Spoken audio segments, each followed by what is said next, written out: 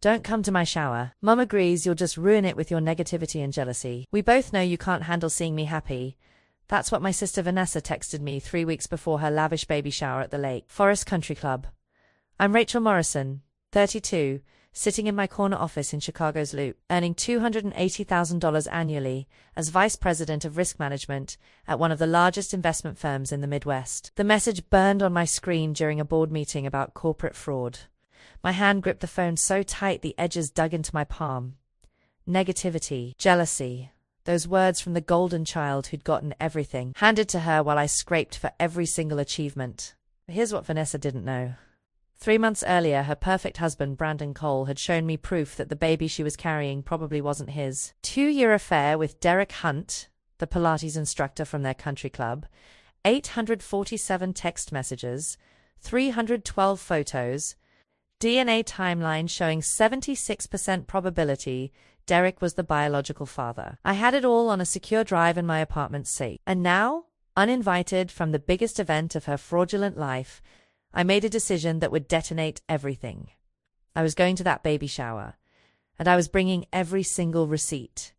Hello, beloved listeners. Thank you for joining me today. If you enjoy stories like this, don't forget to subscribe to the channel and hit that notification bell.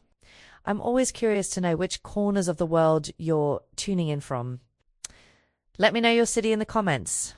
Enjoy the story. What I did next destroyed my sister's perfect facade in front of 80 women from Lake Forest's elite social circle. But let me take you back to where this betrayal truly began, because the baby shower was just the final act of a lifetime of being invisible. Growing up in Lake Forest, Illinois meant privilege, old money, and social hierarchies sharper than the January wind off the lake. Our family lived in a colonial revival on 2 acres. My father, Robert Morrison, pulling 7 figures as a private equity executive downtown. My mother, Patricia Morrison, spent her days on charity boards and country club committees, maintaining our family's position in Lake Forest society. Then there was Vanessa, 5 years younger than me, born when I was in kindergarten. From day one, she was the pretty one. Blonde curls that caught sunlight, blue eyes, dimples that made strangers stop my mother on Michigan Avenue to compliment her beautiful daughter. I was the smart one. Brown hair in practical ponytail, glasses by age 8, nose always in books about marine biology or ancient civilizations. Mum would introduce us at family gatherings with that telling tone. This is Rachel. She's very responsible and independent. And this is Vanessa, our little sunshine. The difference wasn't subtle. At 7, I asked for science camp at Northwestern for summer. Cost was $1,200 for 2 weeks. Dad said it was too expensive, that I should learn financial responsibility early. I mowed lawns in the neighborhood until blisters formed on my palms, saved $847 by August, paid my own way to a cheaper day camp at the Park District. That same summer, Vanessa wanted horseback riding lessons at the private stable where Lake Forest mothers sent their daughters. $3,500 for the season. She got it without question, plus the custom riding boots and helmet that added another $600. I watched her first lesson from the parking lot, waiting for Mum to drive us home, understanding something fundamental about my place in the family. High school sharpened the divide. I earned straight A's in AP classes, spent weekends studying for SATs, applied to 12 universities with full scholarship potential. Vanessa coasted through with B's and C's at the same private academy that cost $32,000 annually. Focused more on her Instagram following and dating the lacrosse captain. Senior year, I got accepted to Northwestern with a full academic scholarship, 4 years covered, $240,000 value. I planned a small family dinner to celebrate at the Italian place downtown where we'd marked milestones before. The reservation was for 6 on a Friday. Thursday night, Vanessa came home crying from a school trip to Montreal. She wanted to do a year abroad in Paris, studying at some art institute she'd seen in a movie. Cost breakdown: $85,000 for tuition, housing, and expenses. I sat at the kitchen table with my acceptance letter and scholarship details, while she sobbed to our parents about how this was her dream, her one chance to find herself creatively. Dad looked at me across the granite island, the same neutral expression he used in business negotiations. Rachel, you're set with your scholarship. You're capable and independent. Vanessa needs our support right now. This is important for her development. Mum nodded, already on her laptop researching Paris housing. The dinner reservation was cancelled. The $85,000 was wired from their savings account, the one Dad had always called the emergency fund. Vanessa left for Paris that September with 7 suitcases and a credit card with $2,000 monthly limit for extras. I moved into Northwestern dorms with 2 suitcases and $400 in my checking account from graduation gifts. That night, unpacking in my shoebox dorm room in Evanston, I made a decision.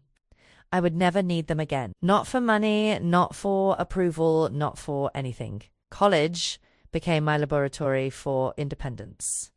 I worked 3 jobs, library circulation desk 15 hours weekly, weekend catering for alumni events, summer internships at accounting firms that paid $18 hourly. Sophomore year, I added tutoring wealthy high school students in calculus and economics, $75 per session. My GPA stayed at 3.94. Junior year, I applied to MBA programs.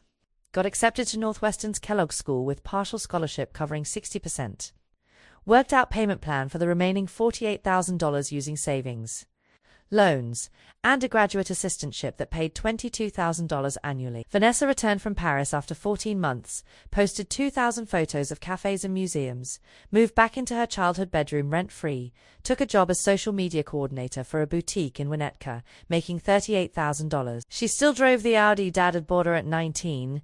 MBA at Kellogg meant 80-hour weeks between classes, group projects, and my assistantship analyzing financial data for professors. I met Emma Lawson first week, another scholarship student from Detroit, sharp as broken glass, headed for corporate law.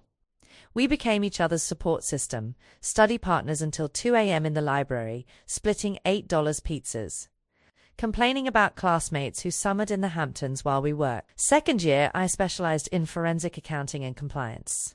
Took every elective about fraud detection and risk management. Final project involved analyzing a real case of corporate embezzlement, building model to prevent similar schemes. The professor submitted it to an industry conference. I presented in front of 200 professionals, got approached by a recruiter from Morrison & Keene Investment Management, one of Chicago's top firms. The interview process was brutal. 4 rounds. Case studies analyzing fraudulent transactions, technical questions about SEC regulations and Sarbanes-Oxley compliance. Final round was with the CFO, David Chun, who grilled me for 90 minutes on detecting shell company schemes. I walked him through methodology using data analytics and behavioral red flags. Referenced cases from my research, suggested improvements to their existing controls. He offered me the position as compliance analyst 2 days later. $68,000 salary plus bonus potential. I started 1 week after graduating with my MBA at 27. Moved into a studio apartment in West Loop for $1,450 monthly. Furnished it from IKEA and Facebook Marketplace. Morrison & Keene gave me real cases immediately. Month 3, I flagged an unusual pattern in wire transfers from a client account, $12.3 million moving through 5 intermediary banks to a Cayman entity. Senior partners dismissed it as complex but legitimate international transaction. I dug deeper on my own time, traced the Cayman entity to a shell company controlled by the client's CFO, built evidence files showing systematic embezzlement over 18 months, presented findings to David Chun with 47 pages of documentation. Firm investigated, confirmed fraud, recovered $9.8 million, avoided regulatory catastrophe. My bonus that year was $24,000. David started assigning me to high-stakes cases, clients with $500 million plus assets where fraud risk was elevated. Age 29, promoted to Director of Compliance, managing team of 15 analysts, salary jumped to $180,000 plus performance bonuses. Bought a loft in West Loop for $425,000. 1 bedroom with exposed brick and floor-to-ceiling windows overlooking the Chicago skyline. Established routine of early morning runs along the Chicago River. Meal prep on Sundays, quarterly trips with Emma to destinations we'd dreamed about in business school. Family contact became perfunctory.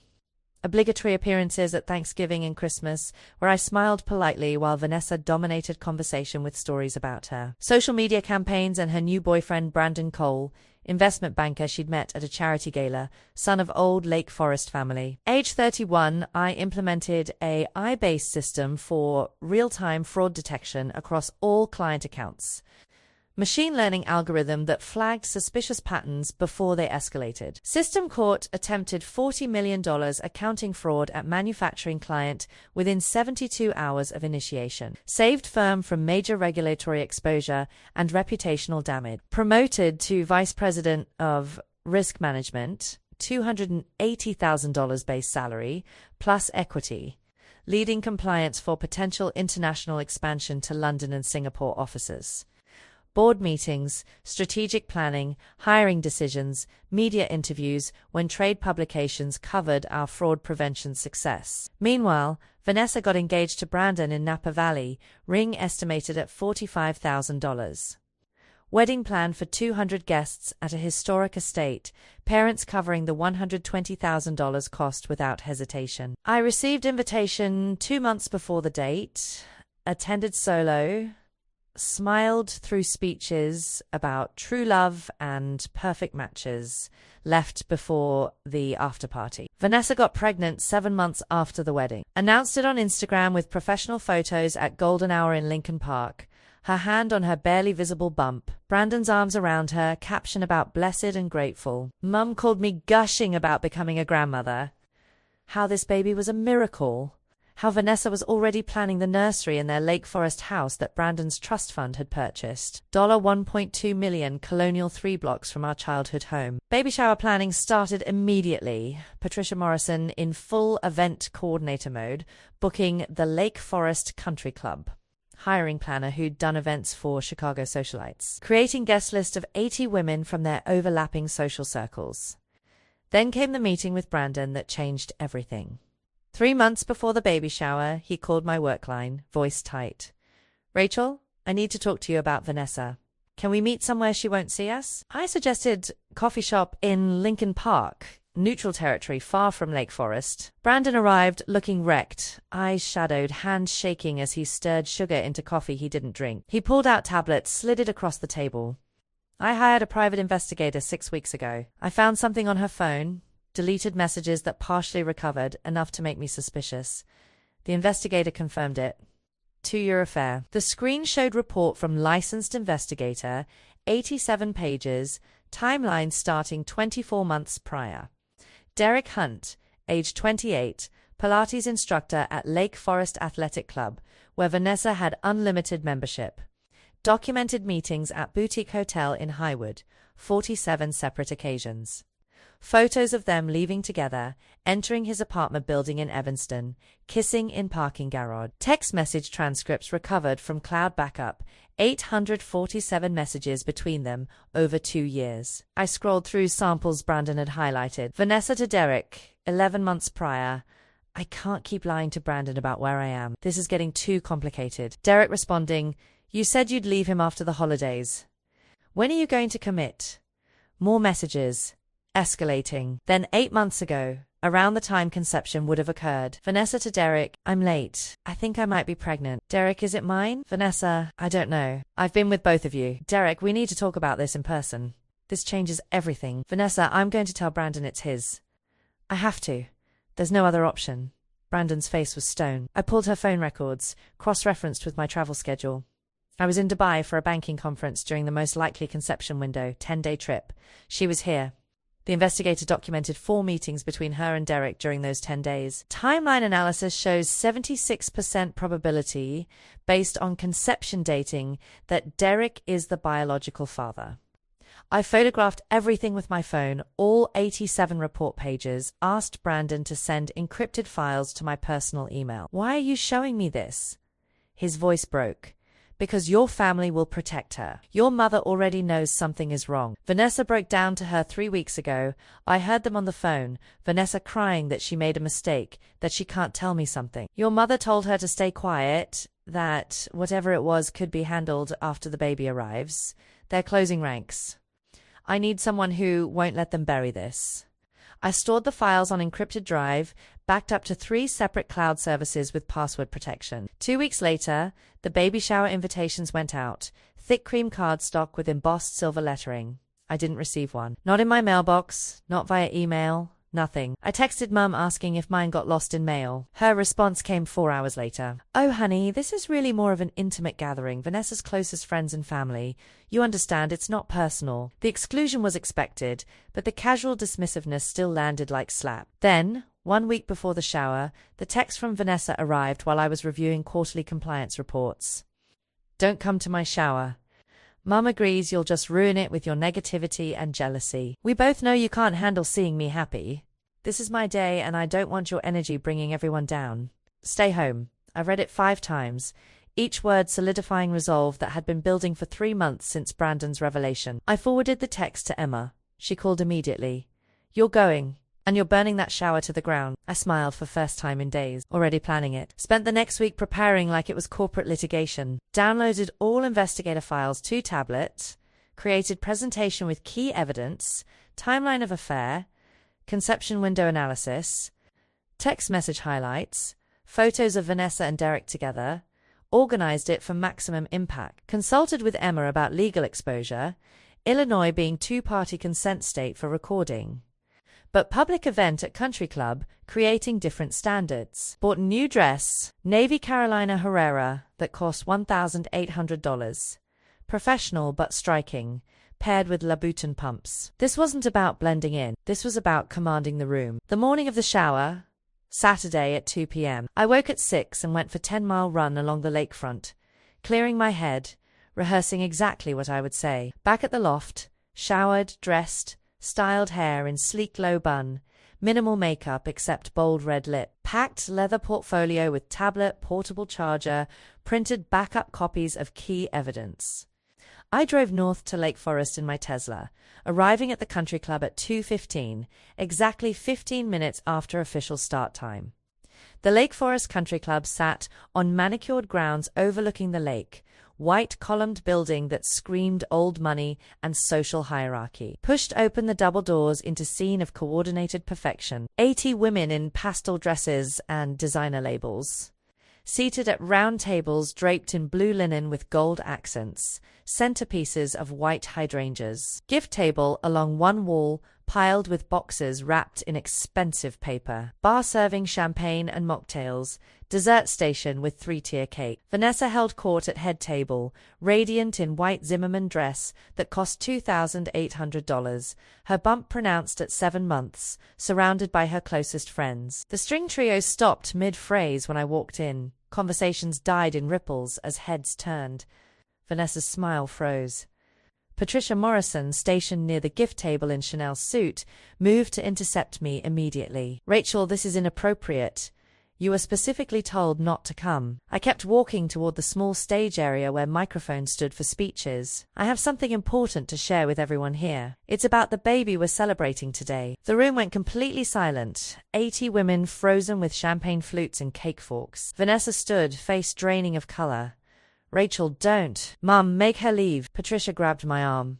I pulled free, stepped onto the low stage platform. I pulled out the tablet, connected it via HDMI cable to the projector screen that had been set up for slideshow of Vanessa's ultrasound photos. The screen flickered to life, 10 feet tall, impossible to ignore. First image appeared, text message screenshot dated 11 months prior, Vanessa's number at top. "Vanessa to Derek Hunt. I can't keep lying to Brandon. This baby changes everything." Collective gasp from the audience. Second image, Derek responding, "Leave him. We can raise our son together. The baby is ours, not his." Vanessa screamed, "That's private. That's illegal. You can't do this." I ignored her, advancing to third image. Photo of Vanessa and Derek entering the Highwood Boutique Hotel. Time stamp showing date 5 months ago. Fourth image, Investigators report summary. Professional letterhead from licensed Illinois pie firm. Subject: Vanessa Morrison Cole has engaged in intimate relationship with Derek Hunt for approximately 24 months. 47 documented encounters. Analysis of conception timeline indicates 76% probability that Derek Hunt is biological father of child due February 2024. The room erupted. Women talking over each other, several standing, two walking out in visible disgust, others openly filming the screen with phones. Patricia pushed toward the stage. "This is slander. You're lying out of jealousy because your life is empty." I turned to face her, voice calm and clinical. "This is documented evidence from licensed private investigator hired by Brandon Cole 3 months ago after discovering deleted messages on Vanessa's phone. 847 text messages recovered from cloud backup. 312 photos taken by investigator. Timeline analysis cross-referenced with Brandon's travel schedule, showing he was in Dubai during most probable conception window while Vanessa met Derek 4 times. I'm not lying. I'm revealing fraud. I projected next image, text exchange between Vanessa and Patricia Morrison from 3 months prior. Vanessa: "Mum, I messed up. The baby might not be Brandon's, but I can't tell him. This marriage is my only stability." Patricia responding: "Say nothing until after the birth. We'll handle this quietly. No one needs to know." Patricia's face went white. She knew. My own mother knew her daughter was committing paternity fraud and told her to hide it. More gasps, cameras flashing. I looked directly at Patricia. "You enabled this. You told her to lie. And you knew I would expose it. Which is why you made sure I wasn't invited. You wanted to protect her fraud." The ballroom doors opened. Brandon walked in, still in his business casual from morning golf, face set in granite. He walked straight to Vanessa's table, ignored everyone else. "Is it true? Just tell me the truth right now in front of everyone." Vanessa couldn't meet his eyes, sobbing incoherently. He raised his voice. "Is Derek Hunt the father of your baby? Yes or no?" She nodded, barely perceptible. His voice dropped to ice. "We're done. My attorney will contact you Monday. Paternity test happens the day that baby is born. If it confirms what I already know, you get nothing. No house, no alimony, nothing." He turned and walked out without another word. I disconnected the tablet, tucked it back in my portfolio, looked around at the 80 witnesses, some crying, some angry, many just stunned. I focused on Patricia. "You spent my entire life making it clear that Vanessa was the priority. You gave her $85,000 for Paris while I paid for my own education. You gave her this $45,000 shower while uninviting me. And when she committed fraud against her own husband, you told her to hide it. You disinvited your own daughter to protect a lie. This is what your priorities created." I stepped off the stage, walked through the silent ballroom, past the untouched cake and abandoned champagne, past Vanessa still sobbing, past Patricia standing frozen, walked out through the marble lobby, collected my car from valet, drove back to Chicago in silence. The fallout was nuclear and immediate. Brandon filed for divorce Monday morning, petition citing adultery and fraud, demanding paternity test upon birth. Vanessa hired attorney using money from Patricia and Robert. Lake Forest Society turned on Vanessa completely. All 80 shower guests had seen the evidence firsthand. Many had filmed it. Stories spread through country club and charity circles within days. Patricia was quietly asked to step down from boards of 3 organizations. Her reputation shredded by association with the scandal. Derek Hunt, when contacted by Brandon's attorney, initially denied involvement, then hired his own lawyer, then ghosted entirely, moved out of his Evanston apartment, and deleted social media. The baby was born February 14th. Healthy boy, 7 pounds 3 ounces. Paternity test ordered by court was administered 48 hours after birth. Results came back March 1st. Derek Hunt was biological father, 99.7% certainty. Brandon's attorney immediately amended divorce petition, removed all child support and custody provisions, finalized split within 6 weeks. Vanessa received $50,000 settlement, kept her personal car, moved back into her parents' house with the baby. Derek, faced with court-ordered child support of $1,200 monthly, quit his job, moved to Arizona, established minimum wage employment to reduce support obligation to $340 monthly. Vanessa, now 27, single mother with infant, no career skills beyond social media coordination, financially dependent on parents, became pariah in the only social circle she'd ever known. I received 2 attempts at contact from Vanessa in the months following. First came 6 weeks after the birth, text from new number. Rachel, I need help. Legal bills are crushing me and I need $20,000 for custody attorney. Can you loan it to me? No, we're not close, but family helps family. I screenshotted it, sent to Emma with caption, "The audacity," then blocked the number. Second attempt came 3 months later. Voicemail on my work line. Rachel, it's Vanessa. Please call me. People are still talking about the shower video. It's ruined my life. Can you please tell people to stop sharing it? Mum thinks you could fix this if you wanted to. I deleted it without responding. Patricia tried once. Email to my personal address 8 months after the shower. Rachel, I understand you're angry and you have right to your feelings. But what you did at Vanessa's shower was cruel and vindictive. She's struggling now as single mother and your actions directly contributed to her isolation. I'm asking you, as your mother, to consider reaching out to her. I replied with single line. You chose to protect her fraud. Live with the consequences. Then blocked her email, changed my phone number, updated privacy settings on all social platforms to maximum restriction. Work became sanctuary. I threw myself into international expansion project, spent 2 weeks per month in London setting up compliance protocols for European office. Age 33, promoted to senior vice president, $420,000 base salary plus equity and performance bonuses. Leading risk management for $12 billion in assets under management across 3 continents. Bought second property, penthouse in Gold Coast with lake views. $780,000, kept the West Loop loft as investment rental generating $3,200 monthly.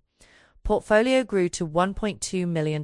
Financial independence was absolute. Personal life flourished in ways it never had when family drama consumed energy. Emma and I took quarterly international trips, Barcelona, Reykjavik, Tokyo, started dating Michael Torres, CFO of medical device startup, relationship built on mutual respect. Joined running club that met Sunday mornings in Lincoln Park, completed Chicago Marathon with time of 4 hours 12 minutes. Took pottery classes in Wicker Park, filled my penthouse with bowls and mugs I'd made myself. Life was full, intentional, peaceful. 2 years after the shower, I ran into Patricia at Northwestern Memorial Hospital, where I was visiting colleague recovering from surgery. She was leaving physical therapy for knee replacement, looked older than her 64 years, carrying cane. We locked eyes across the atrium. She opened her mouth like she might speak, then closed it, turned away, walked toward the parking garage. I felt nothing. No anger, no sadness, just neutral observation of stranger I used to know. The lesson crystallized over those 2 years. Family that demands your silence to maintain their image doesn't deserve your loyalty. Boundaries aren't punishments, they're protection. And sometimes the most loving thing you can do for yourself is refuse to participate in other people's dysfunction, even when those people share your DNA. Vanessa made choices.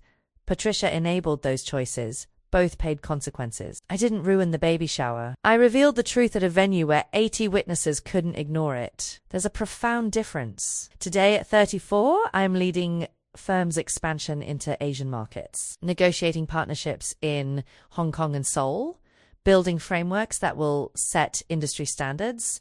My calendar is full of meetings that matter, travel to cities I've always wanted to explore, dinners with people who challenge and inspire me. Michael and I are discussing moving in together.